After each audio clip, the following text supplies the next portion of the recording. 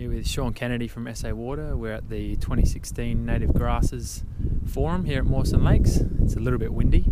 How are you involved with Bush Generation at this point in time? So I work for SA Water in the Environment Services team, and we're quite a large landholder with about 85,000 hectares of a reserve system across the state. And from time to time we have the need for revegetation or restoration work.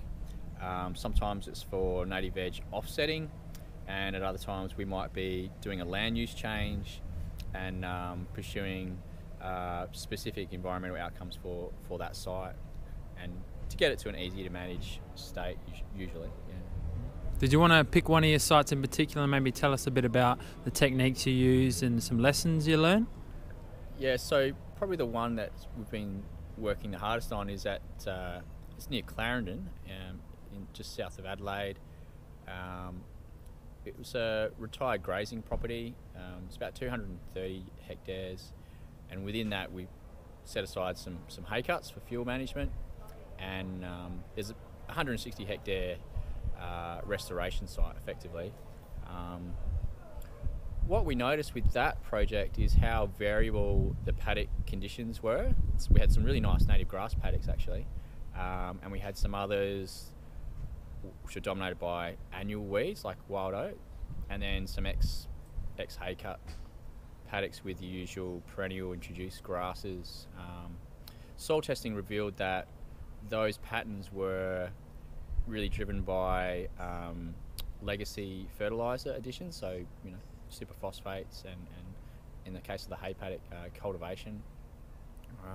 So that really got us thinking pretty hard about our approach to each paddock and trying to tailor what we were doing.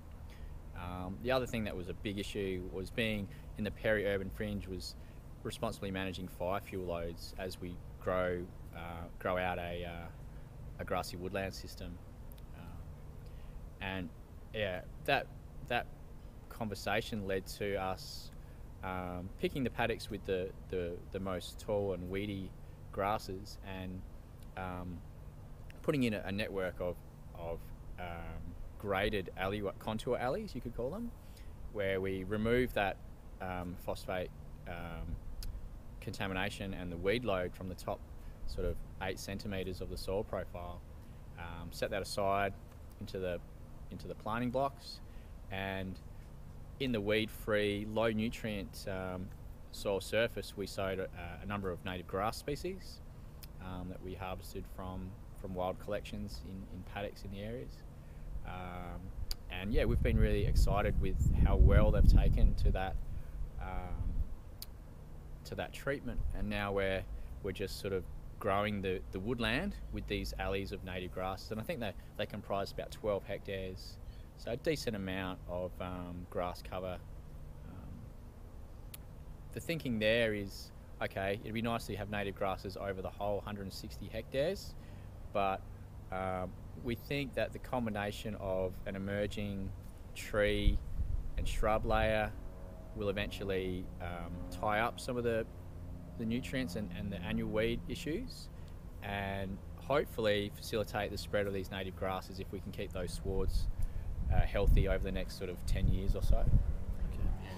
How have you dealt with some of the weeds that come back, some of the broadleaf weeds, I imagine? Yeah, so some projects attempt to sow grasses and native forbs at the same time.